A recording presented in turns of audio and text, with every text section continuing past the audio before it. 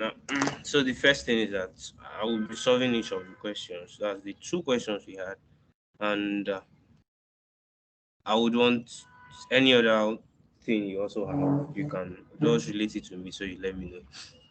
So I'll be going directly to the GitHub repo and show and see. Okay, these are the questions we want to solve, right?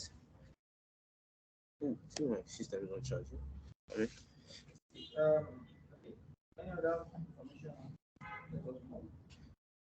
Okay, coming. Just give me some time. Okay. Now, so the first thing is would quickly check the question. So the question is it's a Python challenge. Let me just open my Visual Studio Code. So Visual Studio Code. Then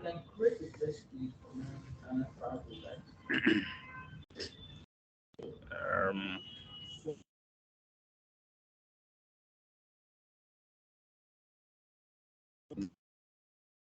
different.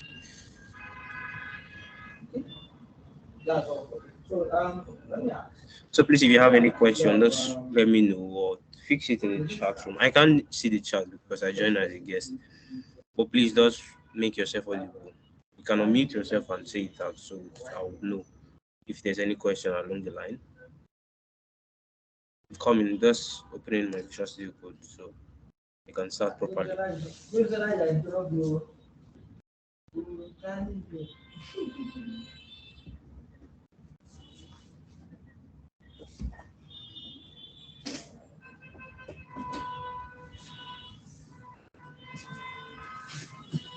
Yeah.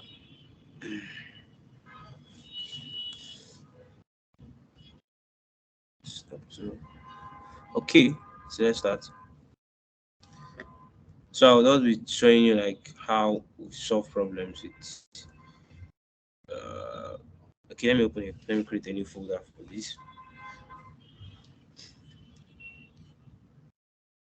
And move to my desktop and create a new folder.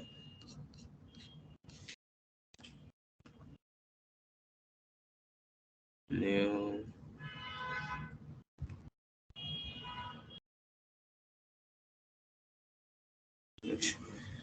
So my system is a bit laggy. Yeah. So let me just say Python challenge. Let me just come up casing. Yeah, Python challenge. Yeah, so this is what I'm selecting.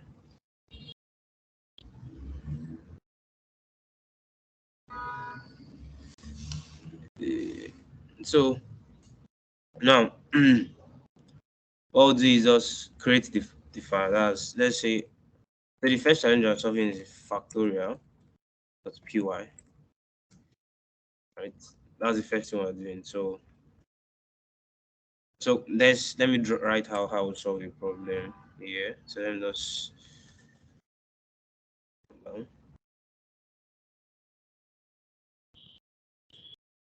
so let's go down to the question. So this is the question.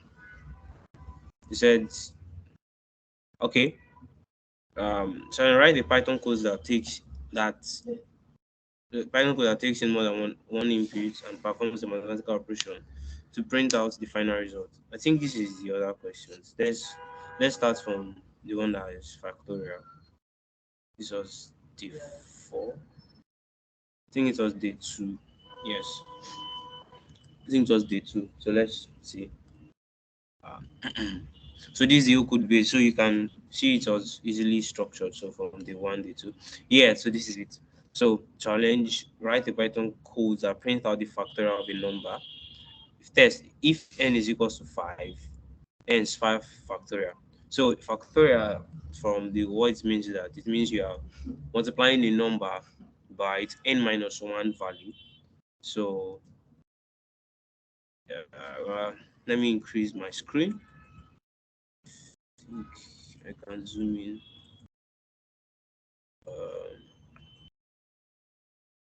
So factorial is increasing the number with n to minus 1 That's what I'm multiplying by n minus 1. So yeah. Now so what we'll do here is first thing is this is the logic we use. So the first thing is um receive an input, receive an input from the user. So obviously we are the user. So then it should be an input that should be an integer. So the first thing is this is the best way to solve any challenge that you have. First thing is first look at the problem and like break it down into word terms or into like steps so it will be easy for you to solve the problem. So steps to solving factorial challenge. Now the next thing is what we can do is we can just go. I'll show us there are two different ways we can solve it. So one is we can, since we know we're reducing the number by one, right?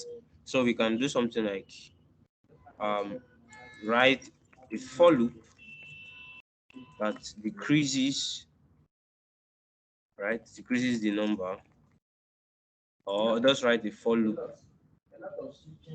to loop or to iterate over the number and multiply by the number, by the result rather,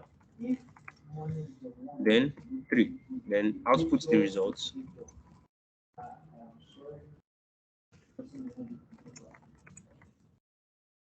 Now, yeah, please, I hope I'm audible enough. So if I am, just let me know. If I'm not, rather. So now what we'll do, this is one way we can solve it. And I'll show you another way we can solve it. So in solving these challenges, there are different ways you can solve a problem. Not just only one way. There are different ways you can obviously solve a problem. But the first thing you always look at in solving challenge, what is the optimal way you can solve the problem? That's after you've solved it already. So you have to find the optimal. So optimal ways would help you like reduce like compute time and the amount of time in which you spend on using compute resources. Right now, so what we do is next thing is let's write our function. So like def factorial um, factorial function. So it takes in an input which is n. So let me just do input underscore n, right? Then pass. So let's now do n is equals to, we want it to be an integer. So then an input. So what this input does is that it allows you log or write to your console, right? So we can just say enter a number, right? So if we enter a number, so let me just even make this let me make it an integer. Yeah, so if you are doing like let's say for example someone inputs a a float number, this should not go, or it will convert it from an integer to a float, right? Because you can't find, for our like for basic mathematical knowledge, you can't find the factorial of a float number, that's decimal numbers, you can't find it. But if you are an engineering student, you do like advanced engineering mathematics, there are ways in which you can find the factorials of decimal numbers like 0.5, 3.5, those and just like that. There are ways you can do that, but that's way beyond there. So ours is just like a simple logic. Now, so what we'll do is we've taken our input, right? So this is input. So we've done the part one, receive an input from the user. That should be an integer. So we just done this. Now the next is write a for loop to iterate over the number. So now what we should do here is we have a for loop. We should write a for loop here, right? So let's do for I in, let's do the range of the inputs, right? So we're starting from 1, right? Then input n, yeah, right?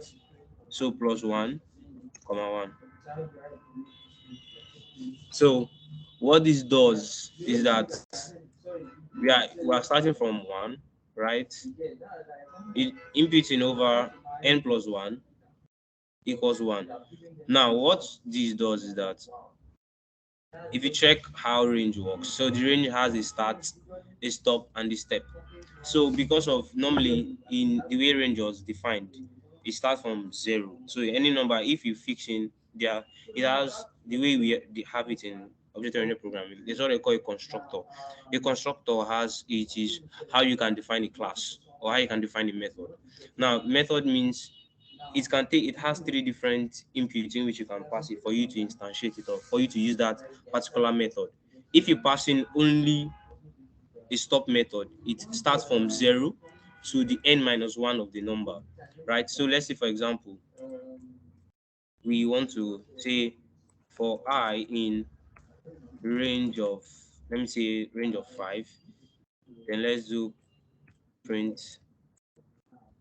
So if we do print I, right? Okay, let me just run it here. For I in range of 5, print I. So you can see uh, so you can see this started from 0, 1, 2, 3, 4. So this is a particular way we say that we can write it. But if we do something like this, let's say we're starting from 1 comma 5. Okay, let me write it here again. So for I in range coming 1 comma 5, then print I. So this now we want it to start from 1, right? It starts from 1 here and ends in n minus 1. So it will be 5 minus 1, which is 4. So we should be having, you can see 1, 2, 3, 4. So we can also do for I in range of 1 comma 5, then comma 2. So it means after 1 it moves to 3, then that's the difference of 1 and 2. So that's what this one does. So you can do print I, then so you see we have only 1 and 3. So these are the different constructors that we have for it. Now, so let's move back to what we are doing. So now, so I can remove this off now.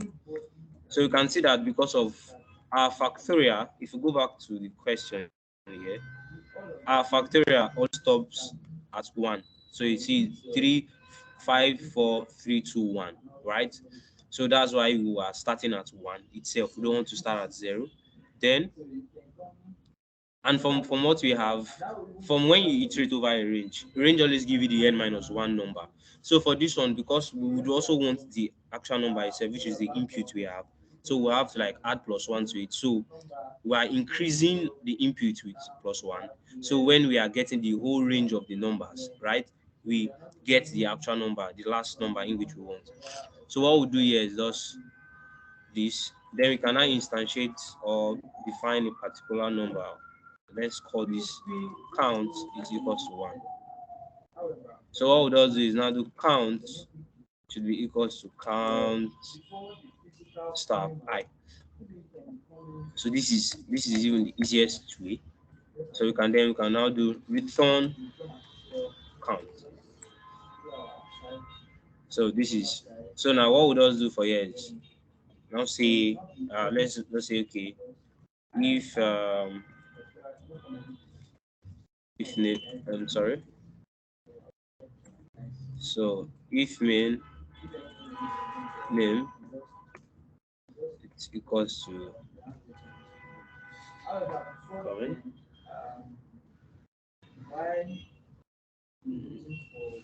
Let's just go through this way. It shouldn't complicate it. So what we'll just do is now say let's just call in our function. Let's say print.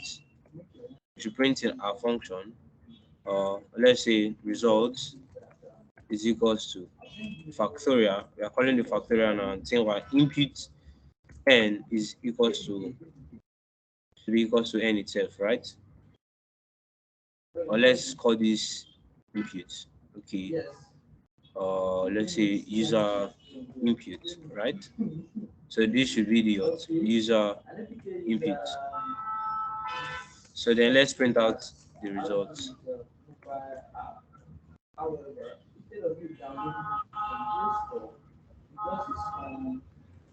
result. So from here now, let me clear my own. So yes. So let me put my command down. So now if I do Python factorial, oops, okay, come in. Yes, Python. Then. So yeah, enter a number. So if I enter, so let's our test case from here.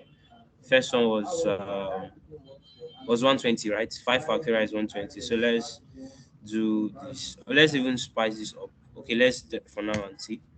So we see 120. So we can use F formatting string. So so the factorial for user input is um, yeah. So let's fix this. All right.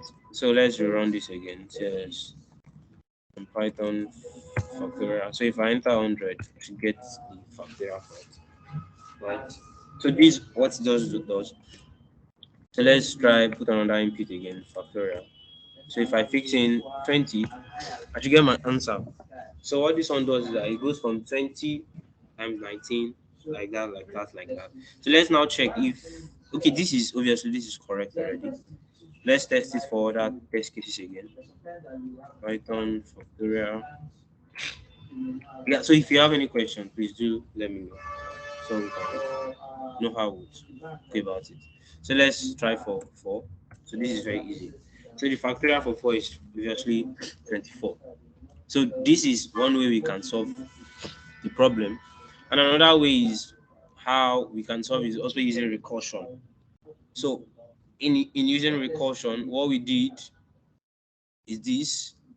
Let me open another new file. So okay, let me just use recursion factorial py. Now for recursion, so this was the step I followed in using recursion, right? Yeah. So majority doctrine. So let me now. So the first thing is step one is steps. So the first thing is also see the same thing as before. Receive accept a user input which should be an integer obviously. And the next thing is um so what the next thing should be you have write an if and else statement here, right? So this would be if the input, right, if the input is equals to 1 is equal to 1, then you should return what 1, right? So then else if the input is greater than 1, which it should be obviously, then what we'll do is we'll say return the number multiplied by the function. So please flow with me at this place. By the function number minus 1. So it means we are wrapping or are just reducing the number by minus 1. So now, so what we'll do is now this. Let's just first things say this is the user input, right? It's equals to integer inputs, enter a number. Right. So what we do is then do recursion factorial. So you have an input n.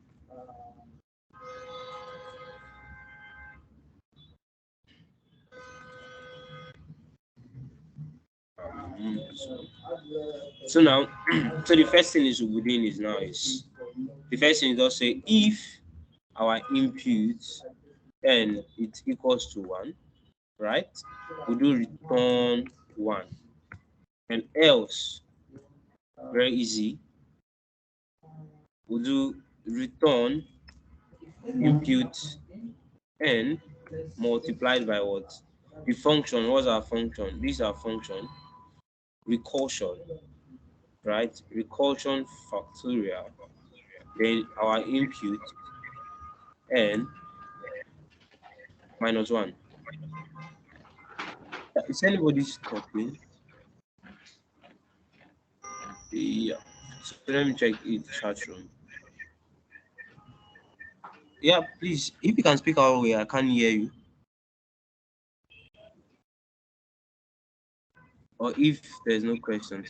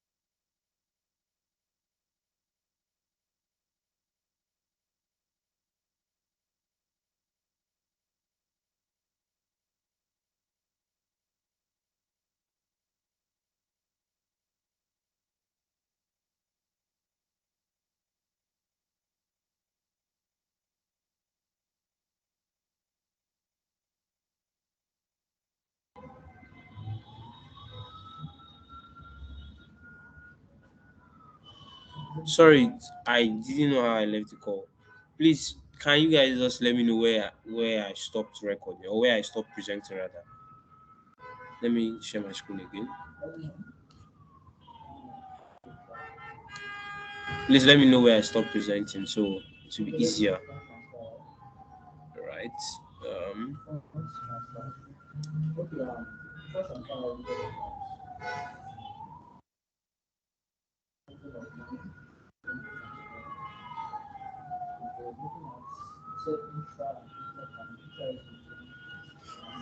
so let me first for the other one. So please let me know where I stopped so it will be easier for we to flow together.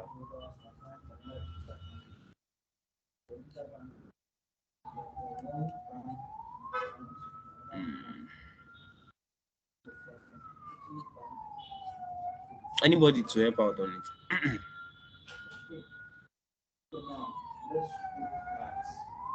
um, okay, so I stopped at the print function. So let me escape this. Am I debugging?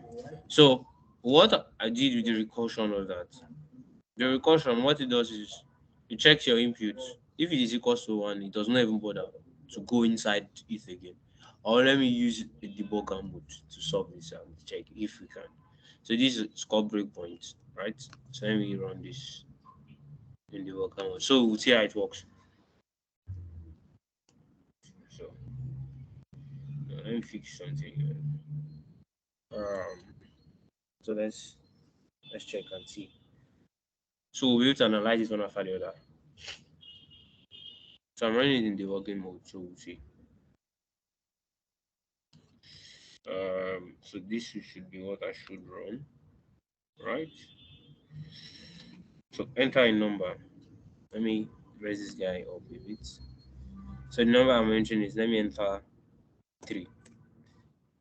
Now, so what this one does is, let's step into it. So check our input. Our input here is 3, right? This is our input here. Input is 3. So 3 is not equals to 1, obviously. It should skip to this other one, right? So it comes here directly. Now we're having two different inputs. If I run this again, notice um let me close this guy. Let me close this. Okay. So this our input decreased to 2. It means because inside here factorial here we have n minus 1, right? So if you come here again, it's not equals to 2. 2 is not equals to 1. It comes inside here again. So now what this one does is our input here is now 2, right? So it will be 2 multiplied by the recursion factorial, which is the input, which is 2. 2 minus 1 should give us 1. So we'll come here, then you can say our input now is 1. So 1 is obviously equals to 1. Then it should return 1 here, right? So you can see it came inside here directly, and it should give us our result. Now I already have the return function for the factorial. So this one now becomes our input, which is now 2 multiplied by what? The recursion factorial here we had is what? Is 1. So 2 times 1 should produce us 2. Our second recursion factorial, right, is what? 2 now. So our input now becomes what? If you see from here, local variable, our input is now 3. So if you run it again, you click continue. Sorry, coming. Right. So now we can check our result. Our result is now what? 6. So what the recursion does is that it goes inside the whole function one after the other to give your input. So let's click continue. So it runs successfully. So let's check for the other one factorial and let's go into debug mode and see how it works. Um,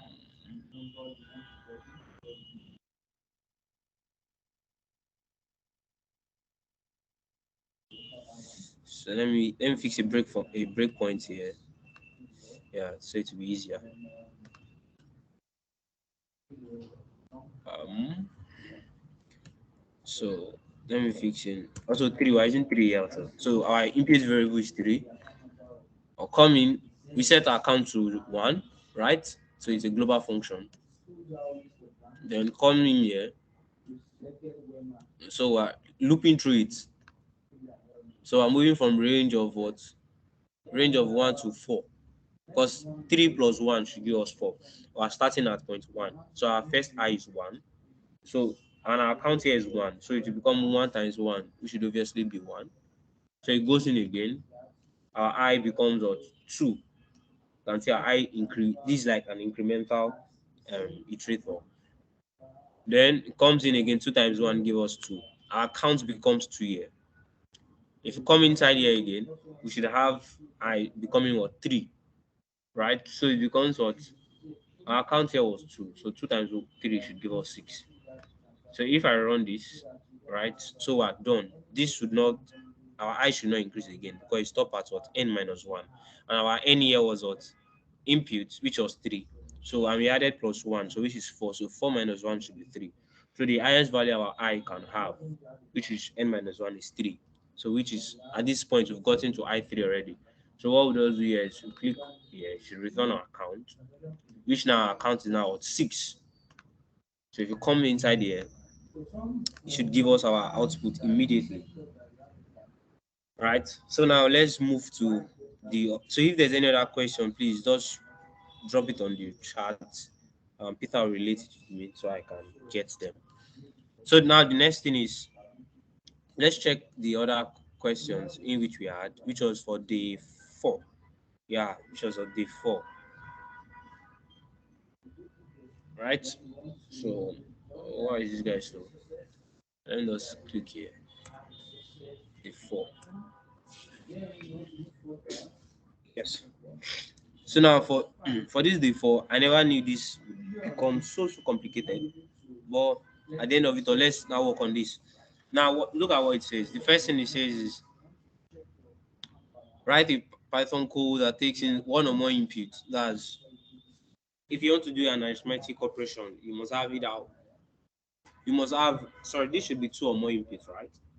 If you want to do any arithmetic operation, you should have 2 or more inputs. You cannot say 1 plus anything. You must have either 1 and a number or 2 or more numbers, right? And performs a mathematical operation and print out what the final result, or basically should output the final result. Now an int is if the input, if the user passing 5, 6, 7, right? The operation should, and the operation is plus. So now if the operation was minus, it should be 5 minus 6 minus 7, right? But because the operation is plus, so it will give us 5 plus 6 plus 7, which is what? 18. So if the operation was minus, this should be, so the way it should be is we'll start from the, we'll select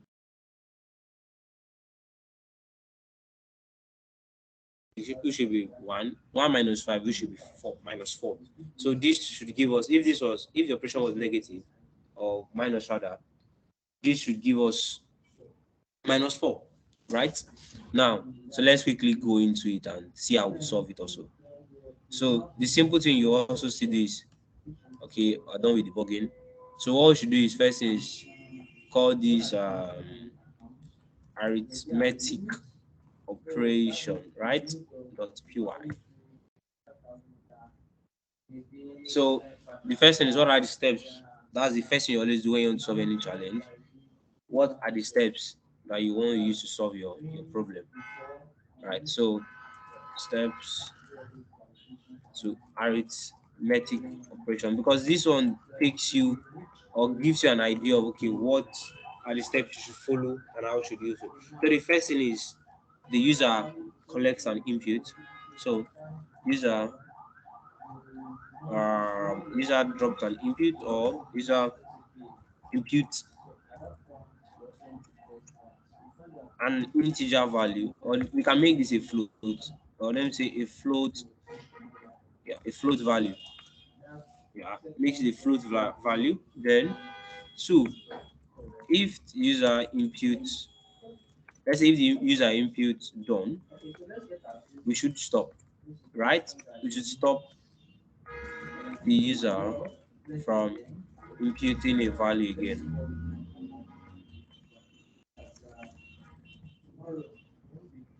Now, so what's at this endpoint now? What we should be doing, or the first thing is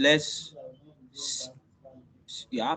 So if the user input a float value, now if the user now input done, we should stop the user from inputting a value, right? Now it means for each of the value that was inputted, it should be stored, right? It should be stored in a list. The user input should be stored in a list.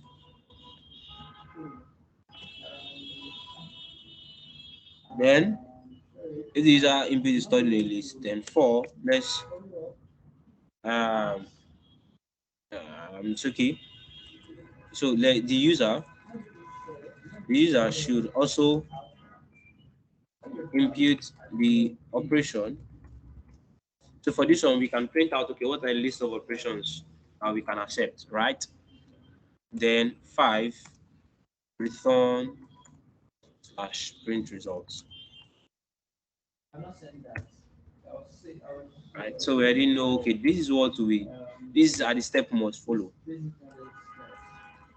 Yeah. Now, so the first thing is let's define this arithmetic. Um, arithmetic. Let's make this one arithmetic, and this should accept a list. So this should be list of numbers. Now, what we should have another that does a simple operation, right? Let's do operation.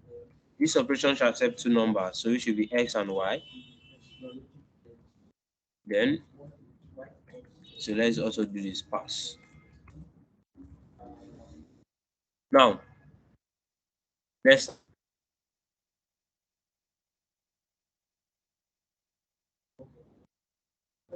um.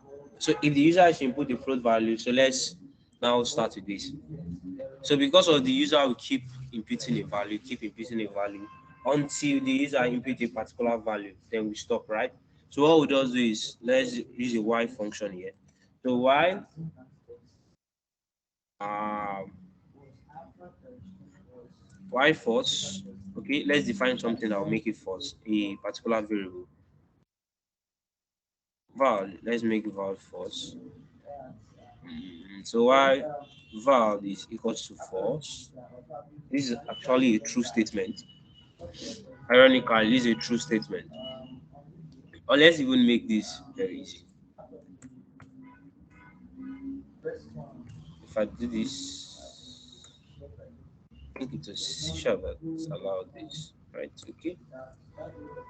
So this means why not true? So why not the value? So this is the opposite of the value. So since our value is false, this should be true because for a function or for a loop or an iterator for it to move or for you to be able to use it for any operation, that operation must be true. So if you notice when we were doing our factorial, we said okay, recursion factorial. We said if the input is equals to 1. So if this one was 1, that's when it returns 1. So same thing applies here also. If this value here is true, it goes. So what it means is that so we have like our n, which is the input. So let's make this float value. I want it to be a float value. So input, so float is the data type, which is that it's just decimal numbers here. Integers are whole numbers without any decimals, while float are decimal numbers. So input a float number or input a number. So let's also have a list. We should also define a list here, right? So let's do list num. Uh, okay, let's make these. Okay. Now let's make this even easier. Let's define a function itself that does the whole operation for collecting the value of our list, right?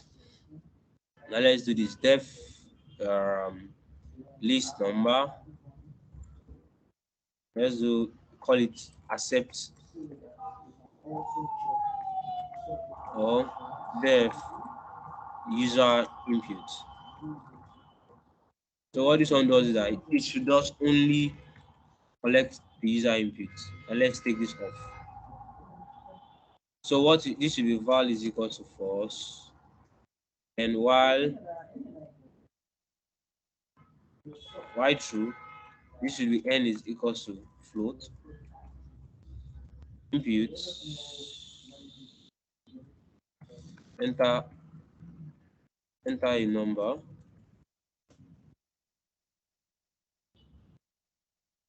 Now we'll try using try and accept function here. So try. So this is if the user enters the wrong number. So now try. So if number dot we want to check if it's okay. Let's say it's upper.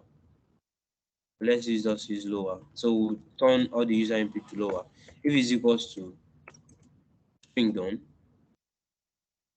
And so here let's define our input, a list of inputs. Let's use list of number or user input, yeah, list. So I want to use a name that so it will be easier for us to understand. And the length as the length of the user input list is greater than 1, right? So if this is correct, so we'll say okay, then we can say let our val be equals to true. So if this one is equals to true now, we'll define val is equals to true. The next time it comes inside here, this becomes false, then we can be able to break out from the loop. Very easy. So another one is elif. We can say our float, or let's say the number, which is n. Here should be n, sorry. So n, if n is greater than 0,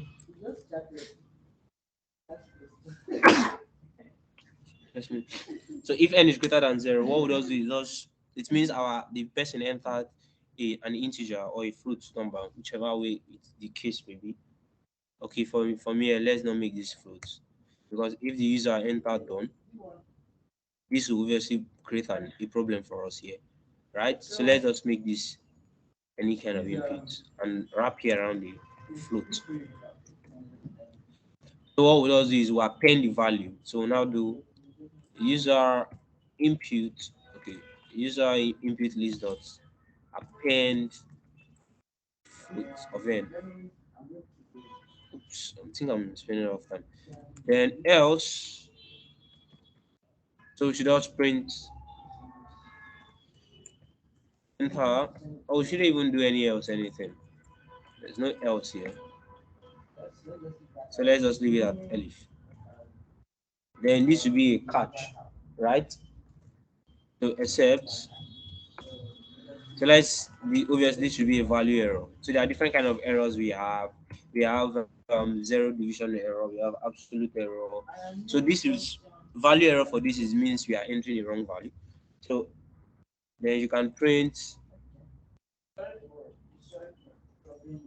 enter a valid input. Right? So now, so at the end of this, it should just return what do we know we need from here is the user input list, that's all. So now from this one now we can, so we've broken our problem into different places. So what this one does is, let me quickly put a doc string here or a comment, accept user input and what return a list of the user input. That's all. So now what this arithmetic, this is what our operation is being done. So what we'll do here is the first thing is we'll have to first sort the list from highest to lowest. Right. So we'll do sort num equals to sorted. Right. We pass in the list number. Then if we want to reverse it, this should be what? True. So you can try and read up on it. You can see what it does. Return a new list containing all items iterable in ascending order. So we want this to be in descending order. That's how we fix it as true. So descending is from the highest to the lowest. Now what we do is, let's say our result is equal to 0, right? We'll look through it. So for value in sort number, so what we'll do is, Okay. Okay. So let's get the so we can just get the range from here. Let's do the range of our list. Let's do the range of the list first. Range of um then of the list underscore num. So if our val is equal to 0, right? If our number is equal to 0, then we should just do results is equal to num sort underscore num index I. So what we're doing is we are getting the first value, right? We want to index out the first value there. For this now, our results, let's say for example now we're dealing with calculation, or we're dealing with either multiplication or division. So what we want to do here is we want this result, right? We want our first value, which was the sorted value from here, should be the numerator in all instances. So, and in our division, we always have the numerator and denominator. So what we want it to be, we want our first instance, which is the highest number in this place, should be the result here. So that's what this simple loop does here. So now, else, so we know if it is not the first, it already know we already instantiated that our other number result should be the highest, then the other numbers can now perform the other operations. So this one should now be results should be equal to, so here we add an operation which is x and y. So we call this operation, we call the operation here, right? Then we pass in the result, which is the first one. So let's say x is equal to our result, right? So it means our x must always be the highest. Then y should be equal to what? Our sort number index I. Then from here, yeah. So from here we can have, okay, what is the operation?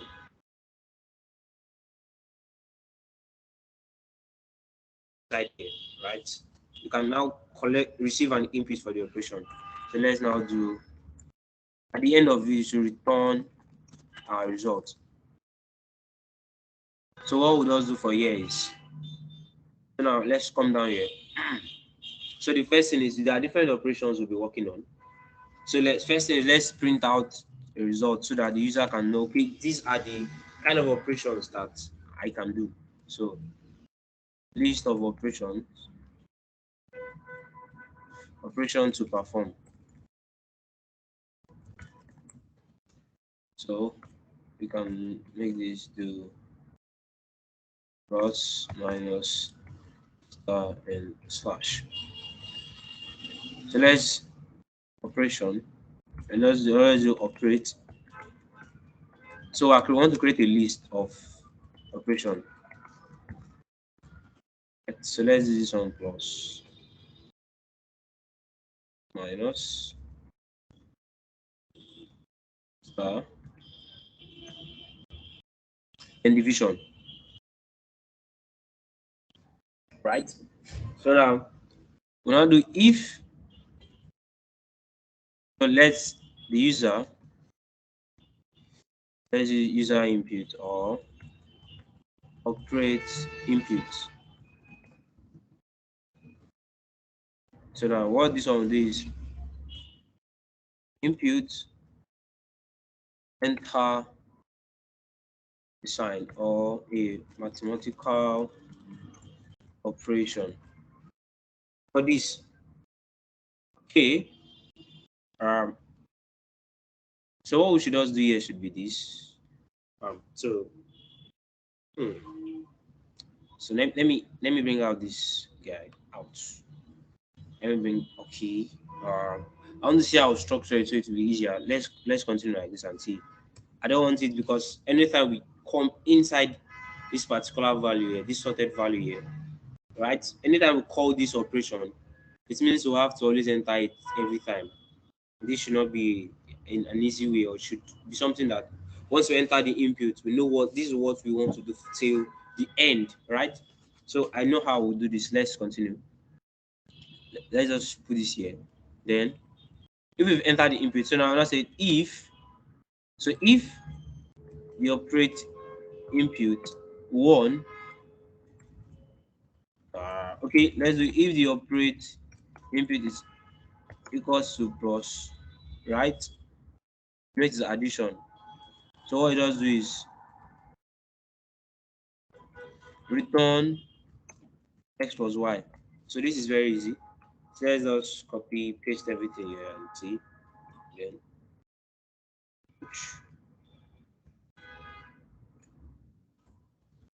so this should be elif.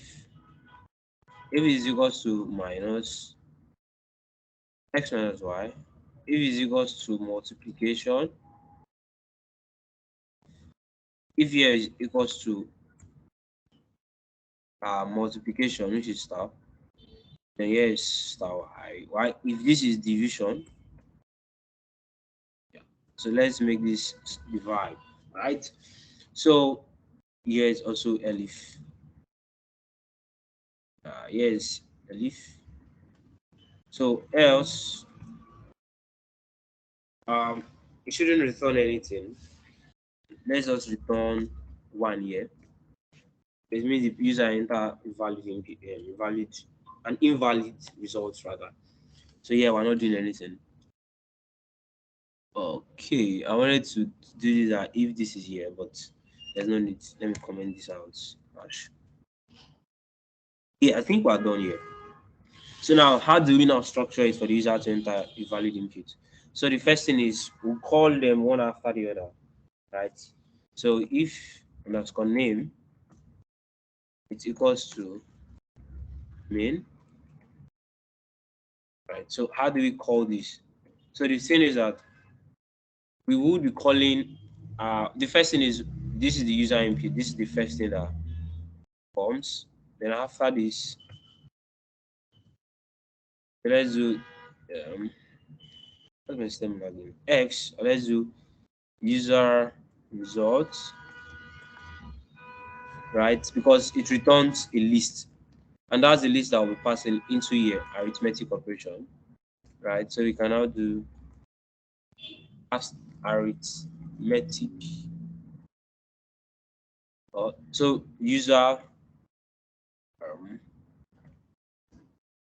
the list num is equals to user results. Yeah. Yeah, so this should work perfectly. This should work perfectly. So let's say yes, should be. Let me just put here as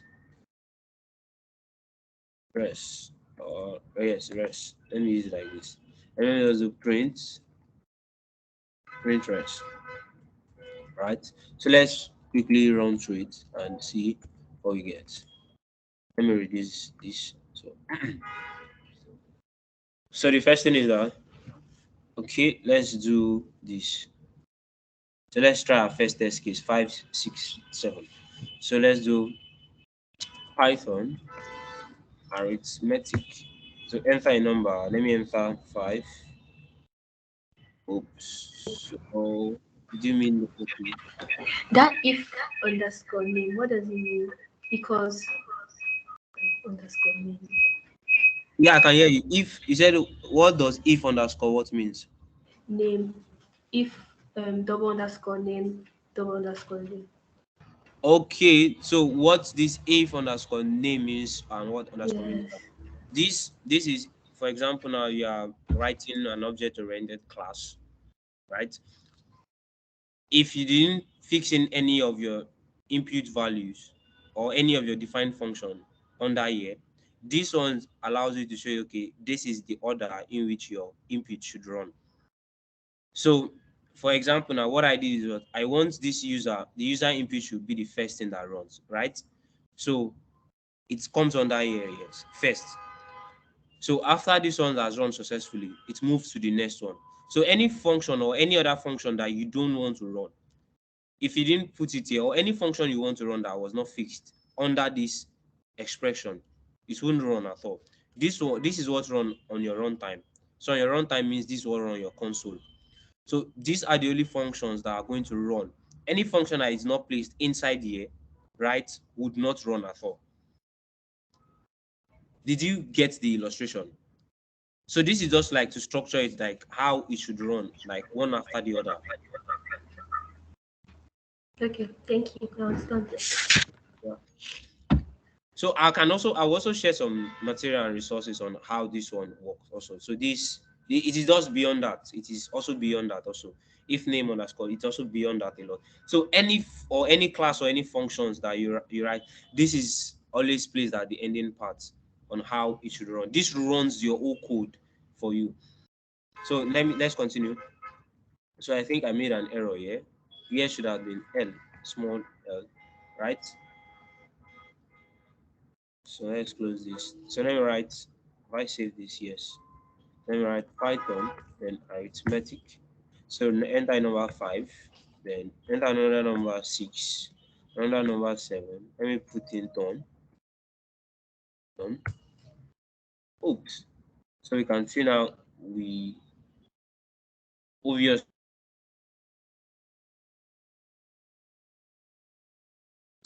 done should be a valid input. QLE. Okay, now you can see that our input is not stopping. So let me just make this if val is equals to true. Sorry, false. Yes, right. So here should be. Let me make it else. There should be an else block here. Print Excuse me. What do you mean by value equals to false? if val. So what I'm doing here is to set our value should be equals to false here, right? Or I can just say if I set it should be equals to true, this also should be equals to true. So what this one does is that I'm saying if my value input that was entered was actually true, right? This function keeps running. But once this becomes false, once our value is equals to false, right? This it would obviously stop running. So this is like a way in which you can like define your while loop function, right? Let's say for example, we want to write a function that print out the first four numbers. So what we can do is, so instead of us using a for loop, let me quickly come here. Python. Now let's do this. While so the first thing is you first define your count. So your count should be 0. Right. Then so while our count is less than 5. So what this one does is that because 0 is also less than 5, this will continually run. So let's do this. Then print count. And let's increment our count. So we'll do count is equals to count plus 1. Okay, value syntax, sorry. Okay, this is right. So let's do this again. Sorry. Count is equals to 0. And while count is less than 5, let's do print count. Increase this. Print count. Then we're incrementing it with 1. So what does you can see this does it print out what? So our first here is count is 0. So it print out 0, incremented it. So it immediately got to 4. Right? Once you see that 5 is not less than 5, right? So which is obviously false. It stops running. So what I'm doing here is that I just define, there are different ways you can define your while function. But what I did was that I said, okay, let my value be equals to true. So anywhere I call val, it means I'm calling this true function. I'm defining true as a variable of val. Now, because of val here, we define val as true. So if true is equals to true, which obviously is true, right? This would run. But as at this point, once the user enter an input done, it means I want this to break out, right? I want this to obviously stop. Once the user already entered done, I want to start, okay, this whole, we should stop asking the user to give us an input. So once this input pass, it comes inside, which is val, which is equals to false. Now, the next time it is coming inside this while loop again to ask for an input, it will see that okay, false is not equals to true, right? Which is obviously false. Then it stops the whole while function. So that's what this while loop does here. I hope you got it correctly. Yes, I did. Yeah, thank you. So let me come back here. Not debugging terminal. Now, so let me not write Python, then end of lower, which is our input. If our user input is and it's greater than one, so let's do this. Um, so arithmetic operation. So first number is 5, another number is 6, other number is 7. Then let me enter done. Now there is obviously an issue somewhere. Um, let me figure out where the issue is.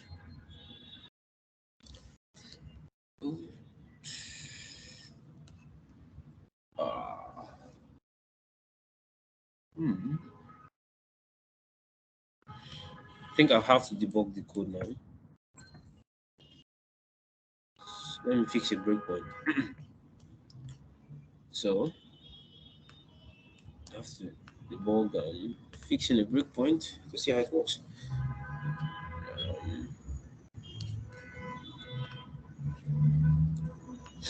so our value is while is equals to true to enter a number.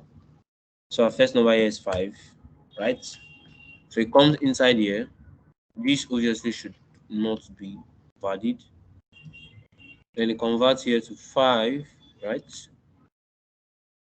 So because 5 is greater than 0, right? This is true. So it append it. Now let's check. You can see our user input has a new value. Next thing is let's come again. It asks for an input here. Putting in 6, right? This should pass. Then now let's enter an input again. 7. Sorry. Input 7. Enter. Should also pass. Now let me enter done and see done. Right? So if our length of user here is we have how many value for our user? Our length of user is 3. And our end dot lower, this should pass, obviously. Then our value here is true. But okay, this should have been false. Let me raise this back up and see. Oh, let me restart. So I think I found where we are having an issue. I think I found where we're having an issue. Okay. Let me debug your code again. So currently file is running. Yeah, so input. Um,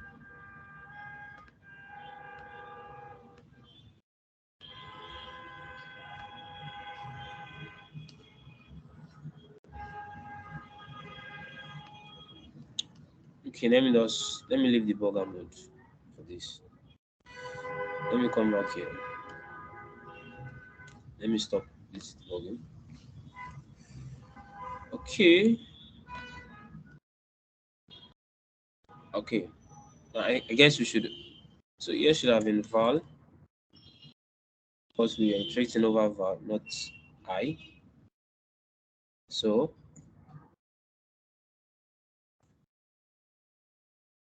now, so let's do this. Now let's run Python. Let me save this first. S arithmetic.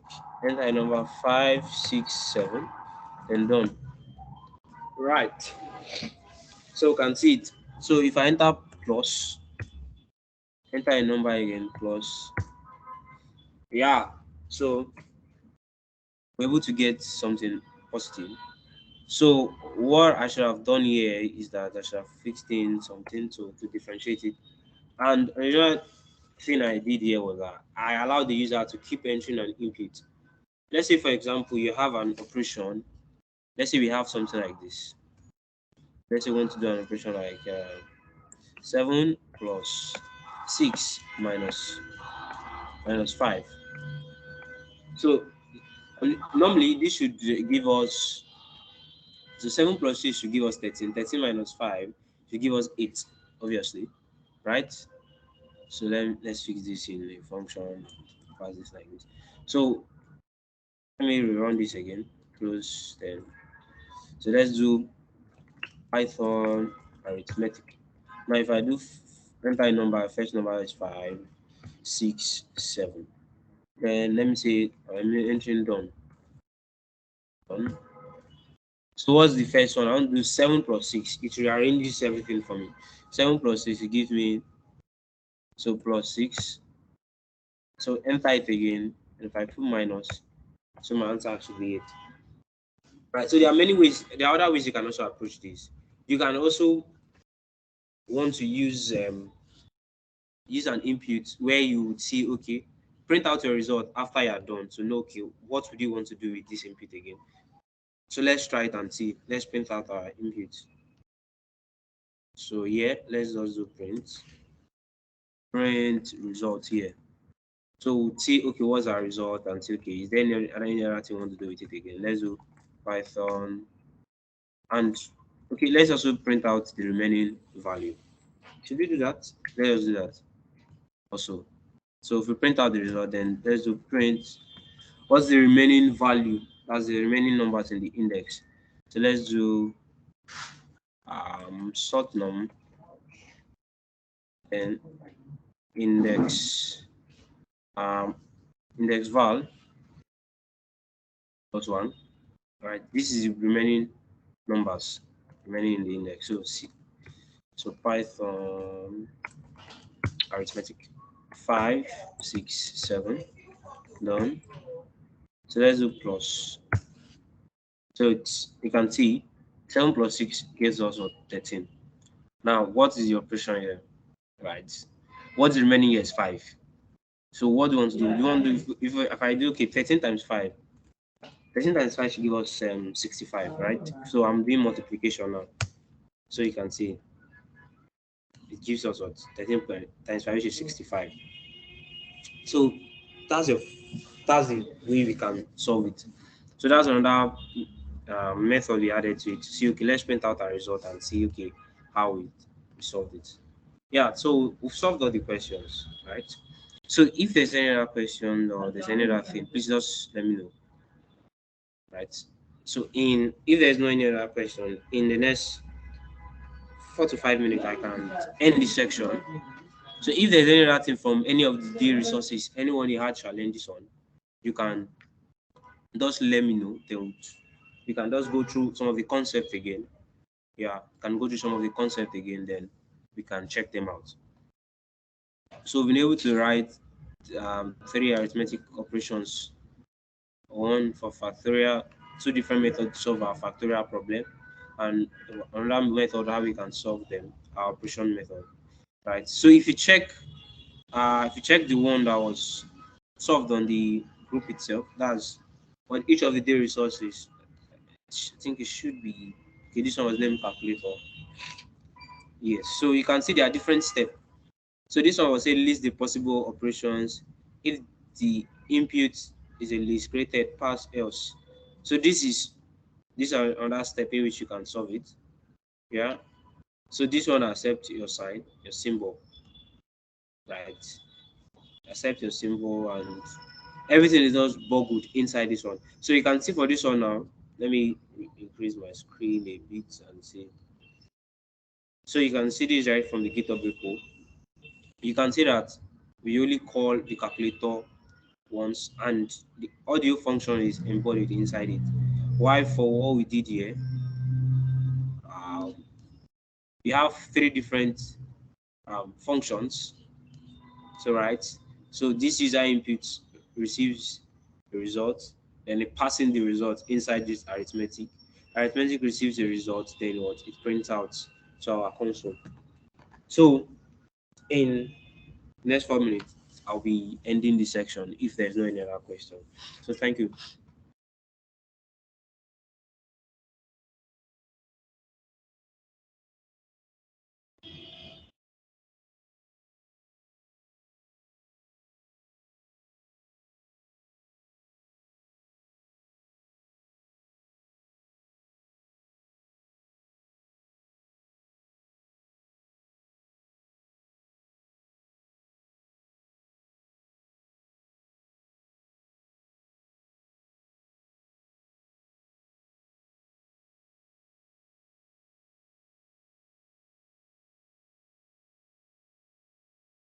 If there's any question, please just state it. Shisom, if you have any question, please just let me know. Just indicate. If there's anything I didn't get well, just let me know so I can reiterate myself again on it. Yeah.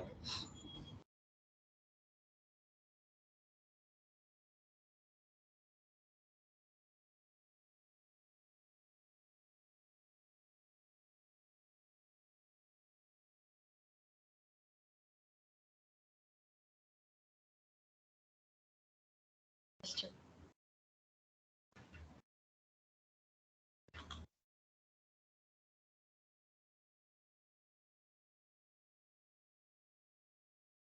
So if you can be loud, Shisom, please, you can unmute yourself and speak out loud.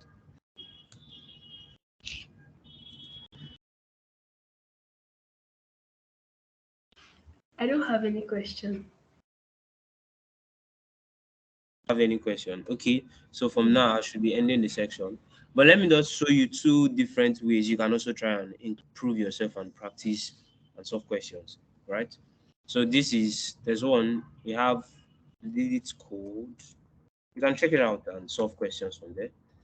You see how to solve, you get different challenges like this. Yeah. You get different challenges on them. I think I was currently solving one before you guys joined. So this is I solve them. Lead code. So you see a lot of questions here. Another one is Akarank. Yeah, Akarank. You see a lot of questions on Akarank. Then you can also try out. I think Google has. I think Google Kickstart also. Google Kickstart. I mean, Kickstart. Yeah. So yeah. So you can use them to try and practice. But these two, try and sign up for both Akarank and Lead Code and see how you can improve yourself. It will give you a better understanding of how to solve problems, right? So, thanks a lot for joining today's section. So, I should stop sharing my screen now. Yeah, Peter, over to you.